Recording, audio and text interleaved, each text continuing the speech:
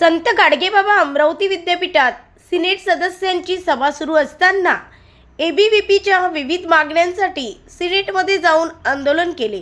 ही माहिती युवक काँग्रेस आणि NSUI मिळताच विद्यापीठामध्ये दाखल झाले। एबीव्हीपीच्या कार्यकर्त्यांनी सभागृहात काही सिनेट सदस्यांनी त्यांना रोखण्याचा प्रयत्न केला असता धक्काबुक्की झाल्याचा आरोप युवक काँग्रेसचे पदाधिकारी वैभव देशमुख यांनी केला आहे। या प्रकारामुळे विद्यापीठ परिसरात काही काळ तणावाचे वातावरण निर्माण झाले। सुरक्षा रक्षक त्यावेळी कुठे होते असा सवाल उपस्थित करत वैभव देशमुख यांनी विद्यापीठ प्रशासनावर टीका केली। एबीव्हीपी कार्यकर्त्यांवर कारवाई झाली नाही तर आम्हीही आंदोलन करू असा इशारा त्यांनी दिला। दरम्यान परिस्थिती नियंत्रणात ठेवण्यासाठी कुलगुरू दालनाबाहेर पोलिसांचा कडेकोट बंदोबस्त तैनात करण्यात आला। ब्युरो रिपोर्ट MB न्यूज महाराष्ट्रातील बातमीपत्र अमरावती। कालखंडात एवढे आंदोलन केले, इथे विद्यमान सगळे अधिकारी उपलब्ध आहेत। कधी संविधानिक आम्ही NSUI सोबत आंदोलन केले आहेत, हे पोरं माझ्यासोबत होते, परंतु कधीही संविधानिक सन्मान्य पदाचा अपमान आम्ही केला नाही। हे चुकीचं आहे। आम्ही कोणाच्या आजपर्यंत कोणाच्या अंगावर गेलो नाही सर। हे पोरं जर अंगावर जात असेल ते याच्यात कोणाचा पाठिंबा आहे सर? पाठबळ असल्याशिवाय एवढं मोठं गोष्ट जगात समजलं नाही, डायरेक्ट अंगावर आले सगळे।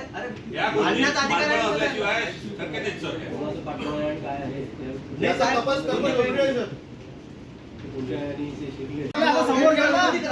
गेटवर जाताना निवेदन घ्यायला आता काम शांत आहे। NSUI लॉक लावता तुम्ही सर, आमची एकच मागणी राहील सर, सदर सिनेट सदस्य झालेली धक्काबुक्की याच्यावर गुन्हा दाखल केला पाहिजे बस। हे कोणत्या संघटनेचे लोक कुठे उभे आहे? आणि कधीच आले नाही सर। आजचा इतिहास आहे, तुम्ही आता 3 वर्षापासून कॉलेज मजबूर झालो आम्ही सिनेट सदस्य करायची मागणी करतो आम्ही। सीमा ओलांडलेली सीमा आम्ही कधीच ओलांडली नाही सर। आम्ही तुमच्या आम्हाला तुमचा आधारच आहे सर। या सभागृहात गाणे म्हणून चल हे गरीब आहे का सभागृहाची या विद्यापीठात गाणे म्हणण्याचा सदर घटनेवर गुन्हा दाखल झाल्याशिवाय तोपर्यंत आणि त्या साहेब सरांवर निलंबनाची कारवाई करा सर। आता त्यांच्याच अंडरमध्ये ते पूर्ण सिक्युरिटी तेच नेहमी म्हणते आम्हाला। आता सुद्धा कारवाई झाली पाहिजे आणि साहेब सरांवर सुद्धा कारवाई झाली पाहिजे। तुम्ही काय कारवाई करणार आहे?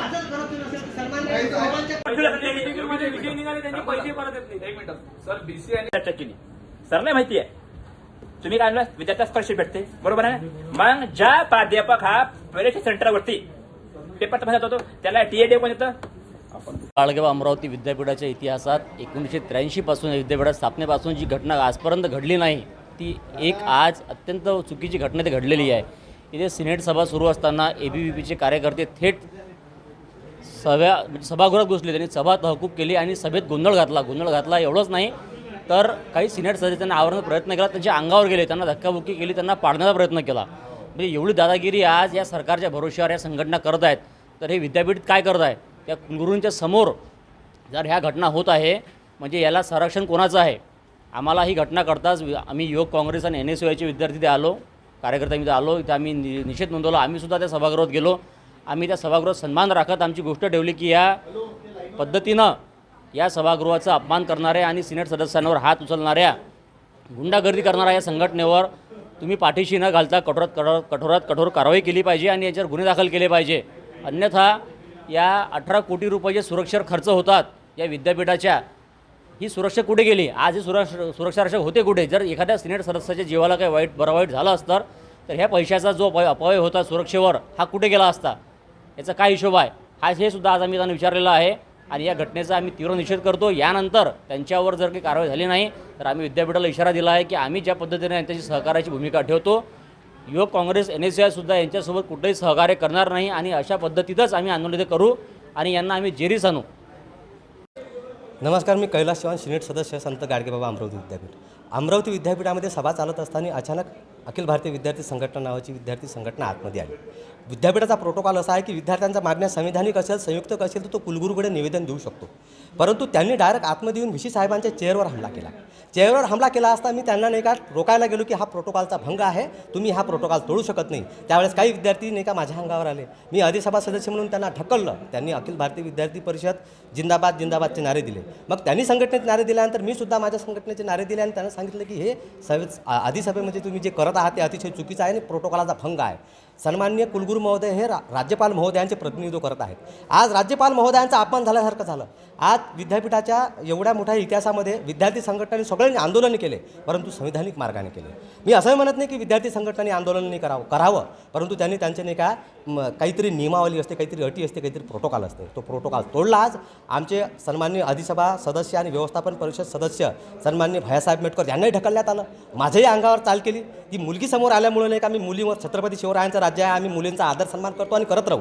मग त्या मुलांना मी म्हटलं की तुम्ही नाही का अंगावर येणं हे अतिशय चुकीचं आहे. आणि सत्ता प्राप्त असलेल्या सत्ताधारी असलेल्या विद्यार्थी संघटनेने आतमध्ये येऊन सभागृहात धिंगाणा घालण्याचे काय मंत्री द्यायचा, मुख्यमंत्री द्यायचा, तरी सभागृहाचं नाही का तो प्रोटोकॉल तोडतात आणि कर्मचारी अधिकाऱ्यावर हमला करतात. हे अतिशय संयुक्तिक नाही आहे. आम्ही विद्यार्थी म्हणून सिनेट सदस्य म्हणून एक विद्यार्थी संघटनेचा नेता म्हणून निषेध करतो. आम्ही माननीय कुलगुरू महोदयांना मी मागणी केलेली आहे की येणाऱ्या 24 तासामध्ये त्या विद्यार्थी संघटनावर नाही का जर तुम्ही आपण गुन्हा दाखल केला नाही तर मी सुद्धा उद्या विद्यार्थी संघटना घेऊन एक अधिसभा सदस्य घेऊन नाही का गेटवर आंदोलन करेल. कारण की हा विद्यापीठाचा इतिहासात पायंडा पडेल. उद्या कुणी विद्यार्थी संघटनेने कुणी सभागृहात नाही का ऐशी की देशी करून टाकल. हा प्रोटोकॉल आहे. आदरणीय बी टी देशमुख साहेबांनी या नियमाचा आणि के जी देशमुख साहेबांनी या विद्यापीठाचे नाही का बनवही केली आहेत, नियम बनवले आहेत, प्रोटोकॉल बनवलेले आहेत. एकमेव अमरावती विद्यापीठ आहे की इथं प्रोटोकॉल आहेत. यांनी प्रोटोकॉल तोडण्याचा भाग केला. माननीय कुलगुरू साहेबां आतमध्ये असताना विद्यार्थी संघटना सभागृहात आल्याच कशा हा माझा पहिला प्रश्न आहे. मग त्यामध्ये त्यांनी सिक्युरिटी गार्डनी काही चुकी केली का? सिक्युरिटी गार्डवर सुद्धा मागण्याची, सिक्युरिटी अधिकाऱ्यावर सुद्धा कारवाई करण्याची मागणी मी केलेली आहे. आणि हा प्रकरण आणखी पुन्हा वाढेल कारण की यामध्ये विद्यापीठाची प्रतिमा मलिन झालेली आहे. मी एक विद्यापीठाचा सदस्य आहे. विद्यापीठाची रक्षण करणं माझी जबाबदारी आहे. हां, विद्यार्थ्यांचे मागण्या आम्ही मान्य करू. सभागृहात मी नेहमी बोलतो, विद्यार्थ्यांच्या हक्कांच्या मागण्या मांडतो. परंतु हे संयुक्तिक नाही आहे की कोणी व्ही साहेबांच्या अंगावर येणे आणि सिनेट सदस्यांच्या अंगावर येणे. हे काय गुंडगिरी नाही चालली आहे महाराष्ट्रामध्ये. हा महाराष्ट्र संयुक्त महाराष्ट्र आहे. हे फुले शाहू आंबेडकरांचा महाराष्ट्र आहे, छत्रपती शिवरायांचा महाराष्ट्र आहे. या महाराष्ट्रामध्ये जर अशी दादागिरी कोणी करत असेल तर त्याची भाषा आम्ही सुद्धा नाही का छत्रपती शिवरायांचे मावळे आहोत. आम्ही तसेच उत्तर देऊ. जर वैचारांची लढाई आहे, विचाराने व्यवस्थित राहा, अधिकाराने मागणी करा. जर व्यवस्थित मागणी करत नसाल तर आम्ही सुद्धा रस्त्यावर येऊ. आम्ही फक्त कायद्यानं बांधलेलो, आम्ही कायदा मोडत नाही. कायद्याच्या चौकटीत येऊन विद्यार्थी संघटनांनी मागणी केली पाहिजे असंच माझं म्हणणं आहे. आणि त्यांच्यावर कारवाई झाली पाहिजे. आणि खुफिया पोलीस बाकीच्या विद्यार्थी संघटना NSY, AISF, रिपाई यांच्यावर, संभाजी ब्रिगेड यांच्यावर वाळत ठेवते. आज गुप्तचर संघटना काय झोपल्या होत्या का पोलीसमधल्या?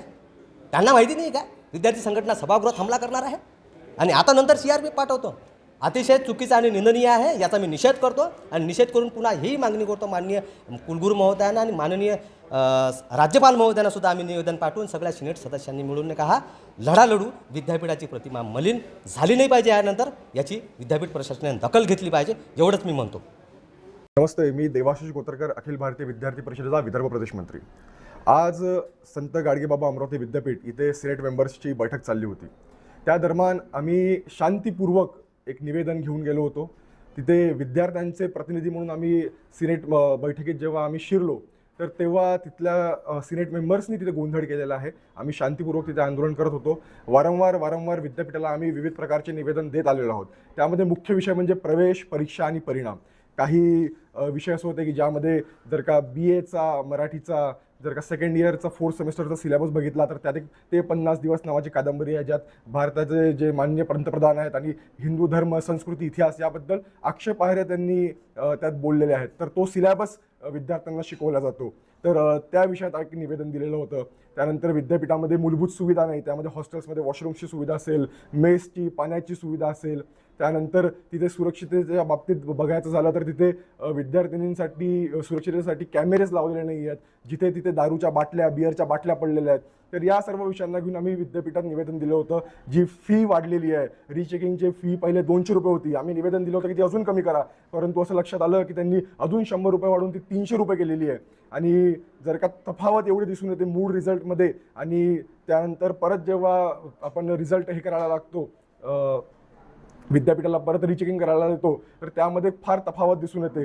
5चे 50 मार्क होतात, 10चे 30 मार्क होतात आणि जेव्हा विद्यार्थ्यांचे मार्क वाढून येतात तेव्हा विद्यार्थ्यांनी जी फीज दिलेली असते रिचेकिंगसाठी ती फीजसुद्धा पुन्हा येत नाही. तर या सर्व विषयांना घेऊन विशेष करून प्रवेश परीक्षा परिणाम या विषयांना घेऊन आम्ही विद्यापीठात कुलगुरू महोदयांना शांतपूर्वक निवेदन द्यायला गेलो होतो. असं अजिबात झालेलं नाही आहे. आम्ही दालनात होतो, दालनात आम्ही आमचे प्रश्न मांडत होतो, आमचे सर्व कार्यकर्ते तिथे होते. खाली कुठेतरी गोंधळ सुरू होता जो वारंवार आमच्या कानावर येत होता, त्याचा आणि आमचा काही संबंध नाही. आम्ही आमोरासमोर आलो सुद्धा नाही. असं काहीच झालेलं नाही आहे. उलट जेव्हा आम्ही कुलगुरू महोदयांसोबत बोलत होतो, चर्चा करत होतो, तिथे कुलसचिवांसोबत चर्चा करत होतो, तेव्हा तिथलेच काही सिनेट मेंबर्स जे काही पक्षाचे सुद्धा प्रतिनिधित्व करतात ते वारंवार आम्हाला ओढत होते, आमचे हात पकडत होते. आमच्या विद्यार्थ्यांनी कार्यकर्त्यांचा एका सिनेट मेंबरने कुर्ता सुद्धा पाडला, बोलताना तोंडातून खर्रा त्या ताईंच्या अंगावर पडत होता. त्या ताईंना त्यांनी हात धरून ओढलं. एक अपंग कार्यकर्ते आमच्यासोबत होते, त्या अपंग कार्यकर्त्यांना सुद्धा त्यांनी ढकलाढकल केली. जर कुलगुरूंना जर का विद्यार्थी प्रतिनिधी विद्यार्थ्यांचे प्रश्न घेऊन त्यांच्यासमोर वारंवार जात असतील तर त्यांना ते प्रश्नांना समाधान किंवा त्या प्रश्नांवर उत्तर किंवा तोडगा द्यायचा नसेल आणि हे सर्व सोडून त्यांना अशा प्रकारे टाइमपास करावे तर त्यांनी नक्कीच करावं. नमस्ते, मी देवाशिष कोतरकर, अखिल भारतीय विद्यार्थी परिषदेचा विदर्भ प्रदेश मंत्री. आज संत गाडगेबाबा अमरावती विद्यापीठ इथे सिनेट मेंबर्सची बैठक चालली होती. त्या दरम्यान आम्ही शांतीपूर्वक एक निवेदन घेऊन गेलो होतो. तिथे विद्यार्थ्यांचे प्रतिनिधी म्हणून आम्ही सिनेट बैठकीत जेव्हा आम्ही शिरलो तर तेव्हा तिथल्या सिनेट मेंबर्सनी तिथे गोंधळ केलेला आहे. आम्ही शांतीपूर्वक तिथे आंदोलन करत होतो. वारंवार विद्यापीठाला आम्ही विविध प्रकारचे निवेदन देत आलेलो आहोत. त्यामध्ये मुख्य विषय म्हणजे प्रवेश परीक्षा आणि परिणाम. काही विषय असे होते की ज्यामध्ये जर का BAचा मराठीचा जर का सेकंड इयरचा 4th सेमेस्टरचा सिलेबस बघितला तर त्यात ते 50 दिवस नावाची कादंबरी आहे, ज्यात भारताचे जे माननीय पंतप्रधान आहेत आणि हिंदू धर्म संस्कृती इतिहास याबद्दल आक्षेपार्ह त्यांनी त्यात बोललेले आहेत. तर तो सिलेबस विद्यार्थ्यांना शिकवला जातो. तर त्या विषयात एक निवेदन दिलेलं होतं. त्यानंतर विद्यापीठामध्ये मूलभूत सुविधा नाही, त्यामध्ये हॉस्टेल्समध्ये वॉशरूमची सुविधा असेल, मेसची पाण्याची सुविधा असेल. त्यानंतर तिथे सुरक्षिततेच्या बाबतीत बघायचं झालं तर तिथे विद्यार्थिनींसाठी सुरक्षिततेसाठी कॅमेरेज लावलेले नाही आहेत, जिथे तिथे दारूच्या बाटल्या बिअरच्या बाटल्या पडलेल्या आहेत. तर या सर्व विषयांना घेऊन आम्ही विद्यापीठात निवेदन दिलं होतं. जी फी वाढलेली आहे, रिचेकिंगची फी पहिले 200 रुपये होती, आम्ही निवेदन दिलं होतं की ती अजून कमी करा, परंतु असं लक्षात आलं की त्यांनी अजून 100 रुपये वाढवून ती 300 रुपये केलेली आहे. आणि जर का तफावत एवढी दिसून येते मूळ रिझल्टमध्ये आणि त्यानंतर परत जेव्हा आपण रिझल्ट हे करायला लागतो विद्यापीठाला परत रिचेकिंग करायला देतो तर त्यामध्ये फार तफावत दिसून येते. 5चे 50 मार्क होतात, 10चे 30 मार्क होतात आणि जेव्हा विद्यार्थ्यांचे मार्क वाढून येतात तेव्हा विद्यार्थ्यांनी जी फीज दिलेली असते रिचेकिंगसाठी ती फीजसुद्धा पुन्हा येत नाही. तर या सर्व विषयांना घेऊन विशेष करून प्रवेश परीक्षा परिणाम या विषयांना घेऊन आम्ही विद्यापीठात कुलगुरू महोदयांना शांतपूर्वक निवेदन द्यायला गेलो होतो. असं अजिबात झालेलं नाही आहे. आम्ही दालनात होतो, दालनात आम्ही आमचे प्रश्न मांडत होतो, आमचे सर्व कार्यकर्ते तिथे होते.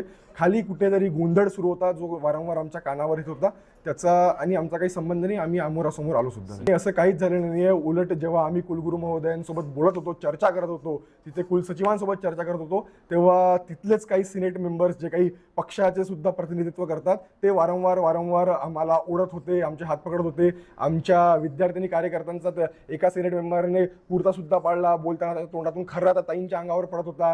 त्या ताईंना त्यांनी हात धरून ओढलं. एक अपंग कार्यकर्ते आमच्यासोबत होते, त्या अपंग कार्यकर्त्यांना सुद्धा त्यांनी ढकलाढकल केली. जर कुलगुरूंना जर का विद्यार्थी प्रतिनिधी विद्यार्थ्यांचे प्रश्न घेऊन त्यांच्यासमोर वारंवार जात असतील तर त्यांना ते प्रश्नांना समाधान किंवा त्या प्रश्नांवर उत्तर किंवा तोडगा द्यायचा नसेल आणि हे सर्व सोडून त्यांना अशा प्रकारे टाइमपास करावे तर त्यांनी नक्कीच करावं.